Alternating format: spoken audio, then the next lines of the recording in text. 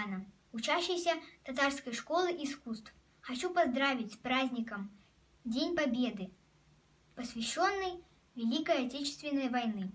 Спасибо за победу вам, за мир и за покой, за то, что небо светлое над нашей головой. Спасибо вам за мужество, за подвиги труды, за то, что вы все сделали, чтобы не было войны. Спасибо вам, мы помним, мы вас благодарим. С победой вас, родные, мы мирность сохраним. Я Арыстанбекова Асия, ученица Татарской школы искусств.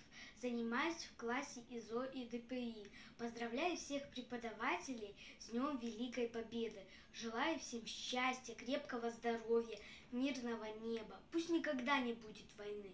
Этот День Победы порохом пропах. Это праздник с сединой на висках. Вечная память героям Победы. Меня зовут Насибуллина Лиана, я учусь в Татарской школе искусств.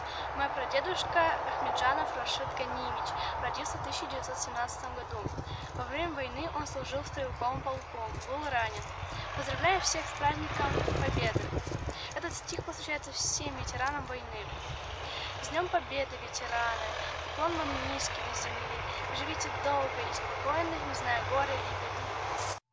Меня зовут Штохина Ника, я ученица Татарской школы искусств, занимаюсь декоративно-прикладным искусством и ИЗО. Поздравляю всех педагогов с праздником Дня Победы.